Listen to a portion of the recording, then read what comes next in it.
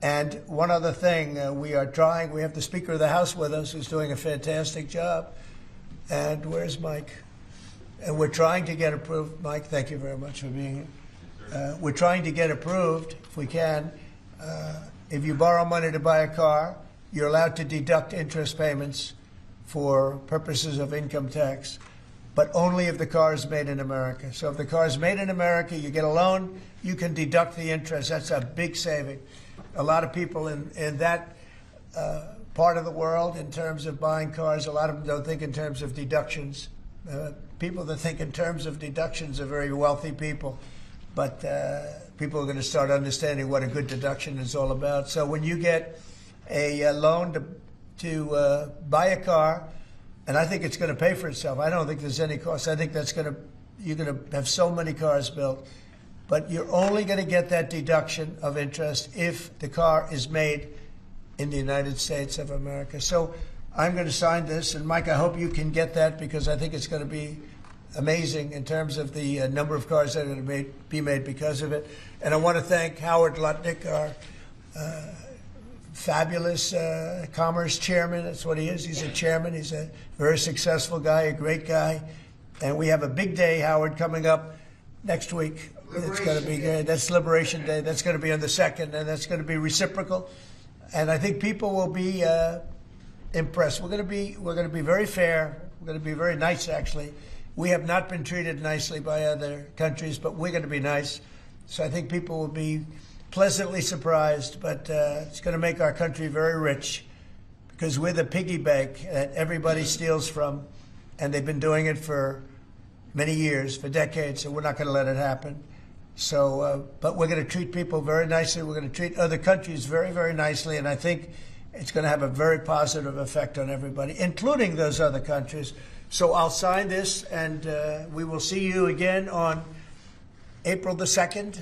In terms of this, it's going to be another round, and it's about making America great again, making it strong and prosperous again. Thank you very much. All right, so we're going to score another one for Donald Trump. Trump 20, Democrats 0. Donald Trump has announced that he will now be fighting to make interest payments on American-made automobile purchases tax deductible. What does that mean? It means that when you go to the car lot, or when you take out an auto loan, which you usually do at a car lot, the interest that they charge you on that loan will now be able to be written. You are now able to write that off on your taxes. Why any politician on earth? Why the Democrat Party, who claims to be fighting against fascism, which is exactly that, government collusion with corporations? Why any of these people, any of these representatives who claim to be on the side of the people against the corporations and the banks would be against this is beyond me.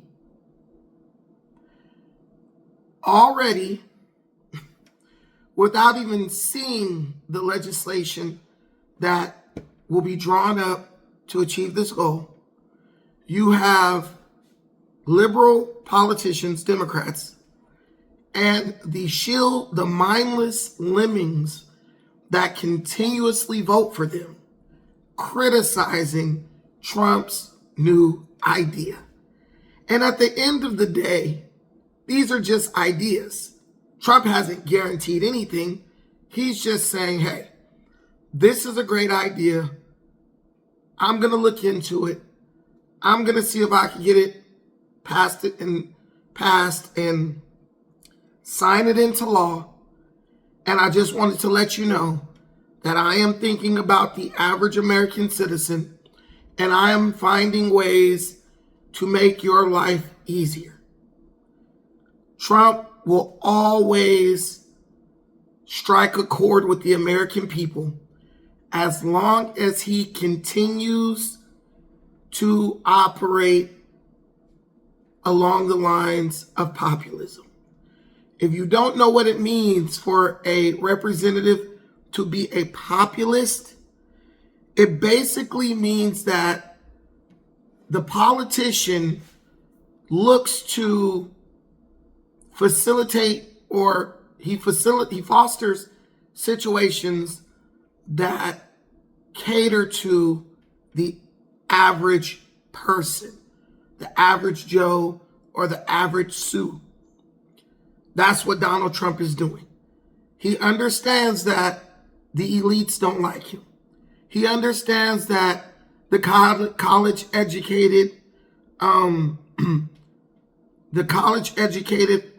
white females don't like him. He understands that. So the way he continues to stay in favor with the American people is by appealing to the average man and woman. And it's working. These people are so ignorant. They are now attacking Donald Trump, saying, oh, that's not going to be any savings for anybody. $1 or $2 on a 6% interest auto loan, yada, yada, yada. That's not savings. He's making people think he's going to save them a lot of money. He's not. And in saying things like that, all they do is reveal that they're totally detached. They're totally detached from the reality that exists in this country. Do you know there are people out here who pay 19% interest on an auto loan?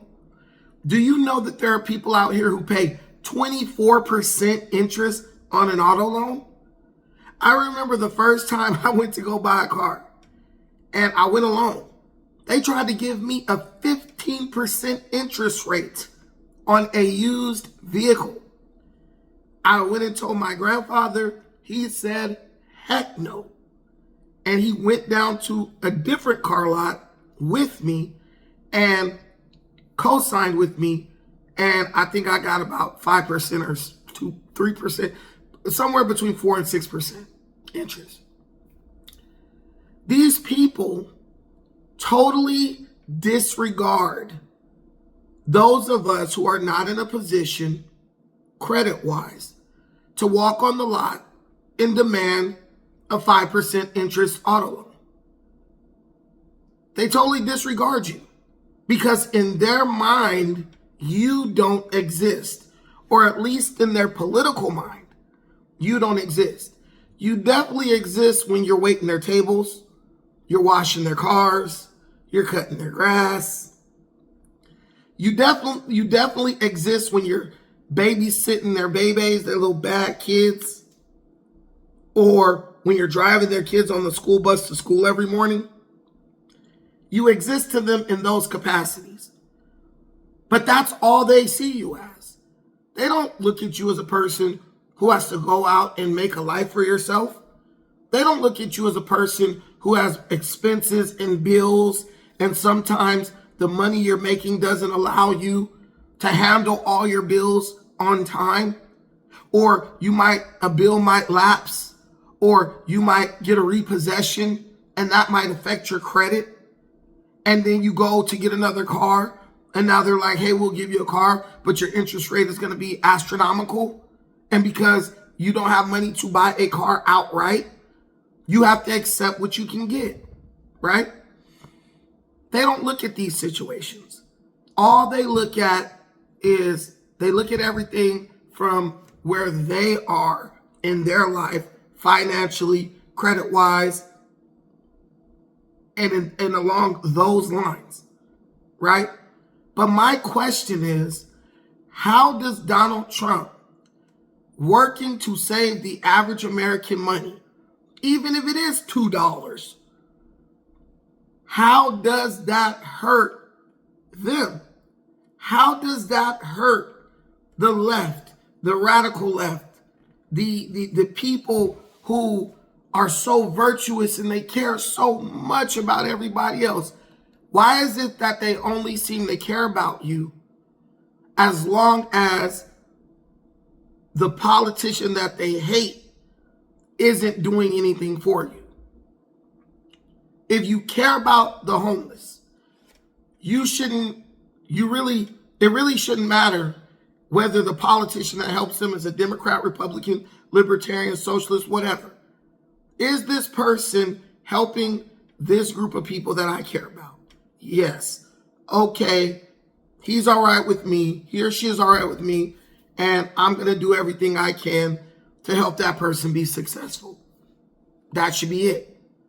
It's like saying, hey, man, your kid's hungry. You're hungry. You got no food to feed your kids. Listen, if somebody brings you a bag of groceries, I don't think you're going to ask, by the way, what political party do you identify with? And yet that is exactly what these people are doing. Everything Trump does, no matter who it helps, is bad. Everything the Democrats do, whether or not it helps anyone, which 9 times out of 10, it helps nobody but the billionaires who finance their campaigns, it has to be good. And even if it's not good, we still have to accept it, and we better not criticize it. We better not call them out or hold them accountable, because if we do hold them accountable, that might impact them so greatly or in a way that will allow the evil orange man or the evil Republicans to get elected. How do we make our country better with that type of logic? How do we make our country better when we are willing to support things that destroy our country, all in the name of allegiance to one particular political party? It doesn't make any sense. But Donald Trump, in my opinion, is speaking to America, to the salt of America. The people who get up every day, work really hard, and many times they are not given the credit they deserve. And they don't complain.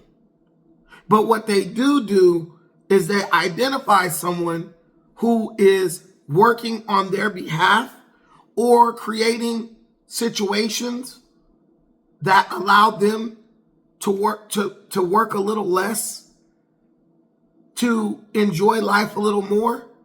They identify those people and they support them. That is why you see Donald Trump winning every swing state.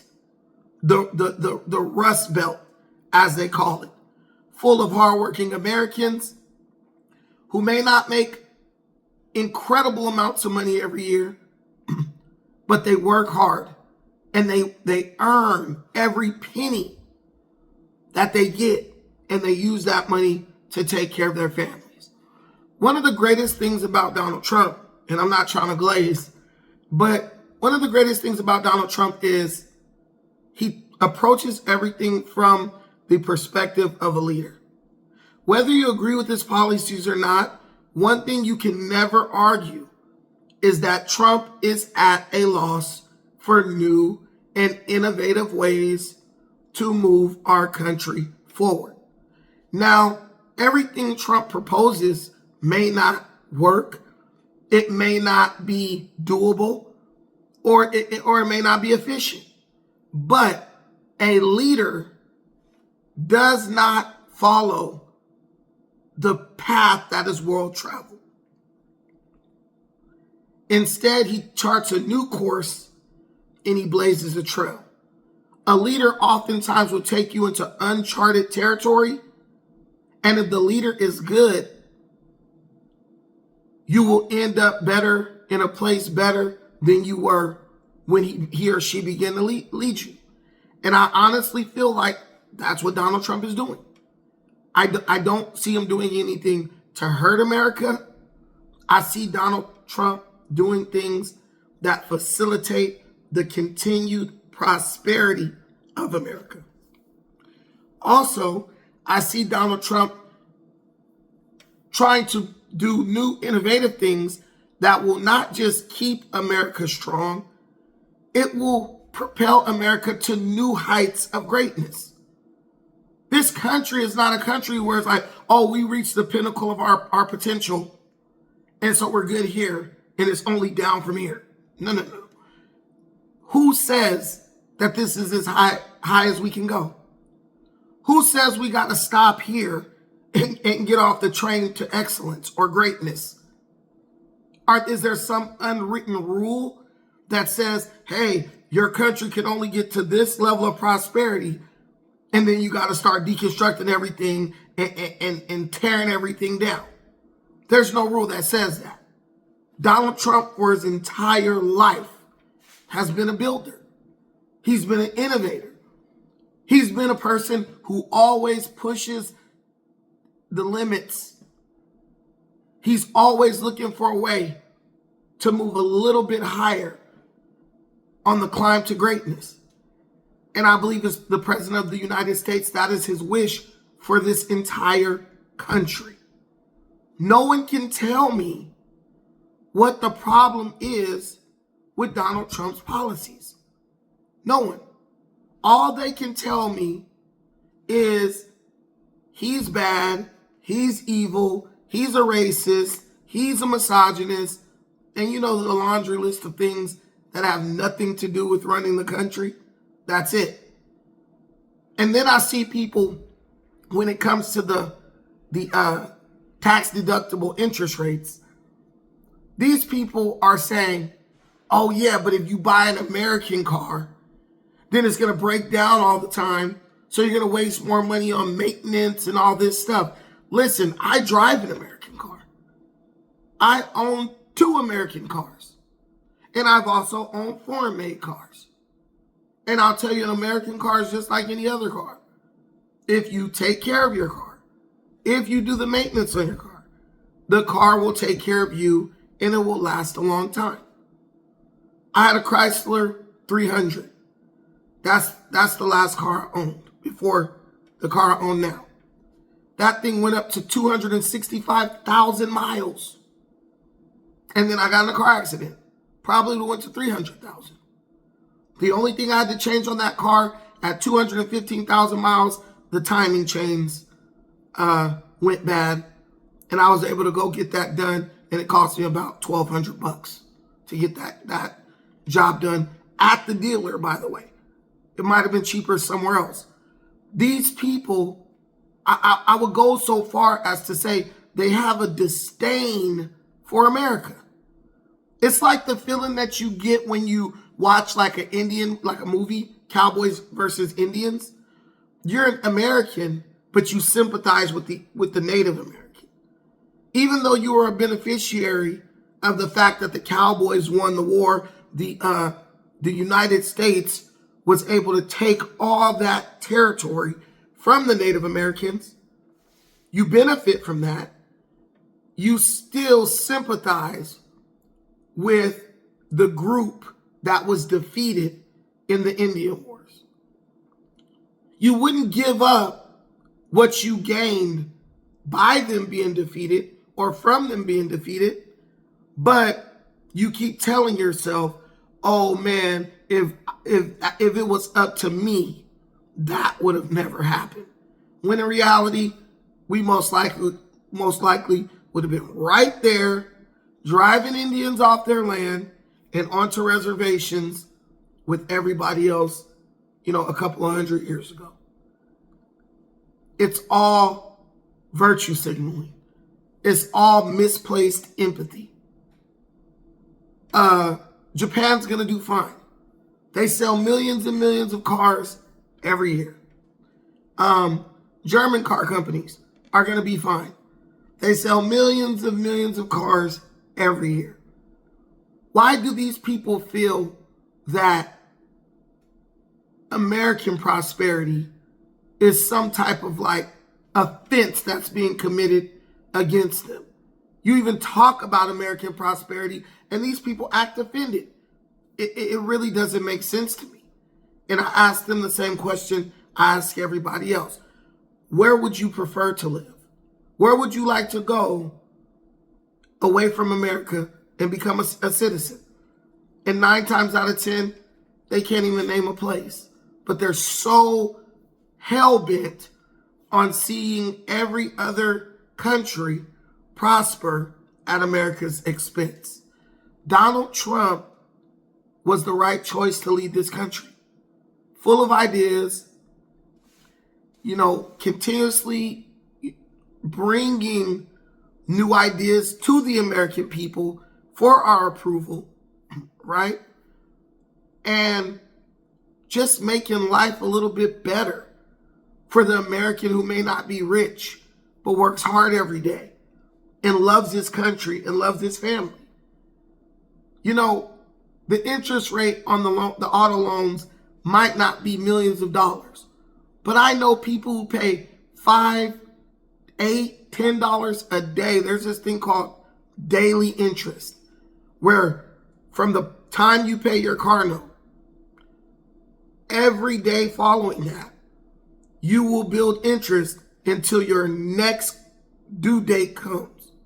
So if you pay your car note every month on the 20th, from the 20th of March to the 20th of April, you are going to accrue interest day by day. So if that accrued daily interest is $10, right? Say you got 30 days in between your car note payments. Well, you're going to get like $300 in interest added to your car note,